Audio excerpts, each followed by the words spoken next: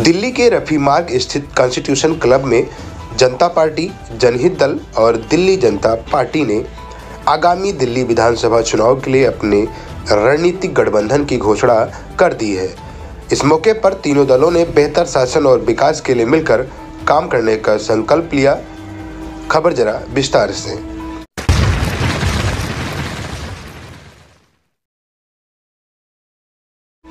जनता party जो 1977 में आपातकाल के बाद स्थापित हुई थी, भारतीय राजनीति में लोकतंत्र और न्याय का प्रतीक रही।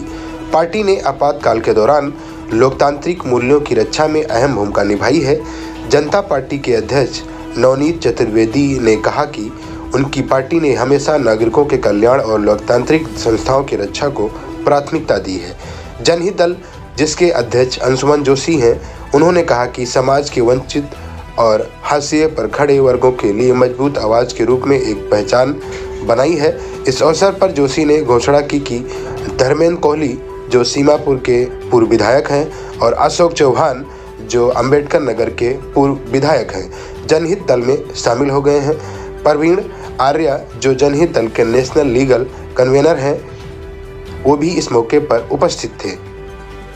दिल्ली जनता पार्टी, जिसकी अगुवाई संजय जोशी कर रहे हैं, उन्होंने हमेशा दिल्ली के नागरिकों के कल्याण के लिए काम किया है और पारदर्शिता, जवाबदेही और समावेशी विकास पर ध्यान केंद्रित किया है। यह गठबंधन लोकतंत्र को मजबूत करने, सामाजिक न्याय सुनिश्चित करने और विकास को बढ़ावा देने की दिशा में एक महत्वपूर्ण कदम है।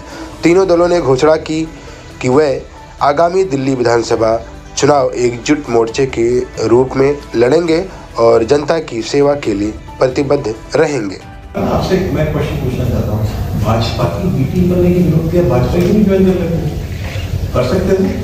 हम क्यों बैठे आपके सामने वैसे भी बताइए। कहना एलिगेशंस, देखिए ये आरोप। अभी तो हमारे साथ 3 पार्टियां हैं और भी आने की संभावना बनी हुई है। मुद्दे कई हैं, क्योंकि जो 10 साल से केजरीवाल जिन मुद्दों पे राजनीति करी है और लोगों को बहकाया है, सबसे बड़ा मुद्दा महिलाओं का जो इन 1000 रुपए की पेंशन को रखा था, उसके ऊपर ये मुकर गया है। अब इसने रूल बनाया कि जी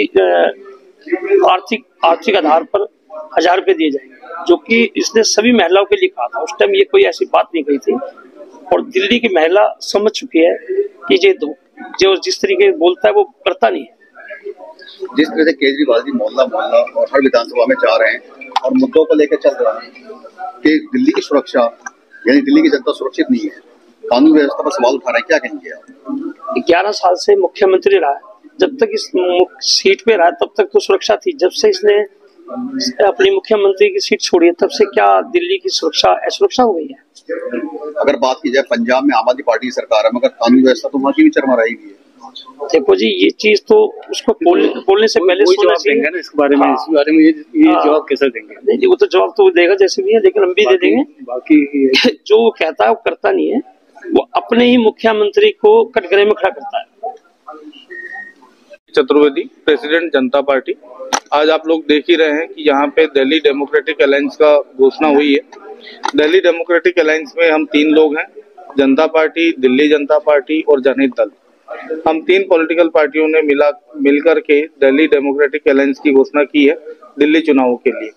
हो सकता है आने वाले दिनों में इसके अंदर फर्दर 2-3 कुछ नए दल आ सकते हैं और हम सब मिलकर के दिल्ली की सभी 70 असेंबलीज पे चुनाव लड़ेंगे। कौन कितनी सीटों पे चुनाव लड़ेगा, कौन कहाँ लड़ेगा, ये सारी डिटेल्स हम बाद में आपके साथ में शेयर करेंगे।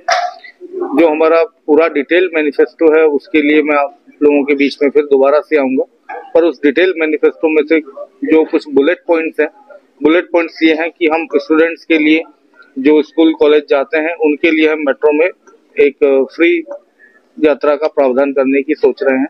जैसा कि आप देखते हैं कि एक बच्चा यदि अपने घर से निकल करके किसी कॉलेज जाता है तो ऑन एंड एवरेज 70-80 रुपए उसका रोज का मेट्रो का खर्चा हो जाता है। तो एक बच्चे पर महीने में देखा जाए तो हमारी वजह से, हमारी सरकार आने पे 2 से 2,500 रुपया एक बच्चा कम से कम मेट्रो यात्रा का बचा पाएगा।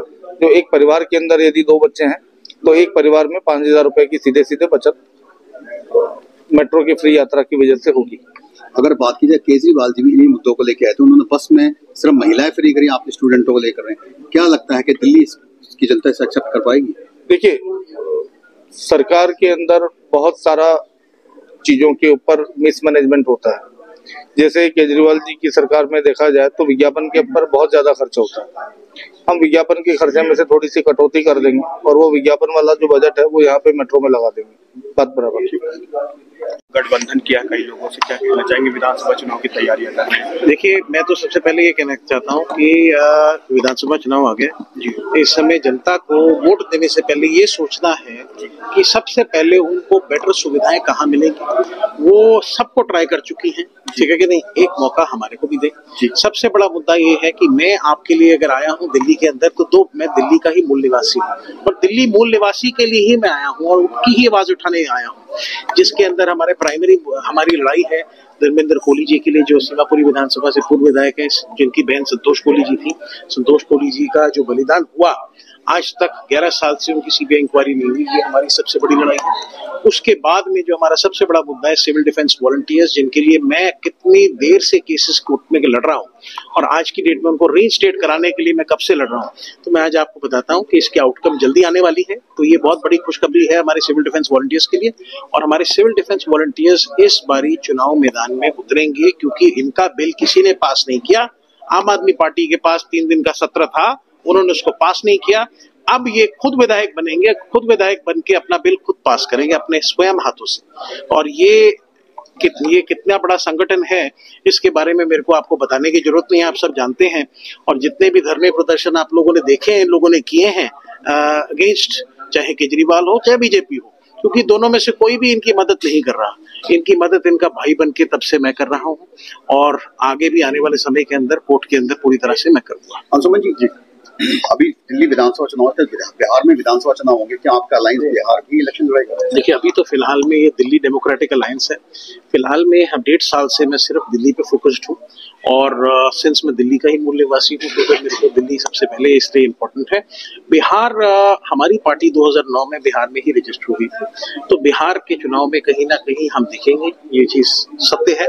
लेकिन पहले, सबसे पहले जो हमारे दिल्ली के बिहारी भाई हैं और यूपी के जितने भी पूर्वांचल के भाई हैं, उन सबको उनकी आवाज को बुलंद करने के लिए हम लोग दिल्ली में आए हैं। क्योंकि मैं आपको बता देता हूँ, उनकी आवाज आज की डेट में किसी भी पार्टी में उसने नहीं दी जाती इस चीज के लिए। और जितने हमारे दलित भाई हैं उनके लिए रिजर्वेशन का 35% रिजर्वेशन का हम लोग इसमें लेके आए हैं। दिल्ली में एक मुद्दा है, दिल्ली में महिला सुरक्षा का महिला सुरक्षा बिल की बात करते हैं और उन्हीं की सांसद उनके घर में सुरक्षित नहीं, क्या? देखिए, महिला सुरक्षा बिल हम लेके आएंगे ताकि दोबारा ऐसी कोई सिचुएशन ना हो। जो वो बात करती है, मेरी पूरी सहानुभूति उनके साथ में है। जिस तरीके से उनके साथ में उनकी आवाज मैंने तब भी उठाई थी। और मैं आज आपको कहना चाहता हूँ, केजरीवाल जी एक और बात करते हैं, महिलाओं को 1000 रुपए महीना देके खरीदने की कोशिश करते हैं।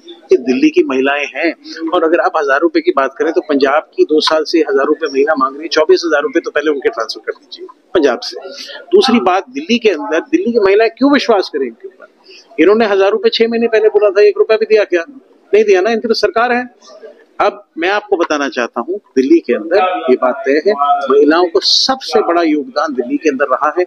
और आज की डेट में महिला, देखिए जितनी महिला है हमारी दिल्ली के अंदर, वही डिसाइड करती है किसको वोट करना है, किसको नहीं वोट करना है। तो महिलाओं के लिए 5000 रुपए महीना हम लोगों के इधर से हम लोग महिला सुरक्षा योजना के अंदर लेके आए हैं। और उसके साथ में ये बिल भी पास होगा, जैसे ही हमारी सरकार बनेगी हम बिल पास करके उनको पूरा मान सम्मान सब कुछ देंगे, ताकि कोई दोबारा जिंदगी में उनके साथ ऐसा ना कर सके। इसके लिए हमने एक पुलिस से रिलेटेड भी हम लोगों ने बहुत कुछ सोचा है, ताकि जगह जगह पे पीसीआर हो, जगह जगह पे इमीडिएटली इमरजेंसी सिचुएशन में पुलिस आ सके, एम्बुलेंस आ सके। तो हर एरिया के अंदर हम लोग मल्टीपल पीसीआर और एम्बुलेंसेस का इसमें रखेंगे।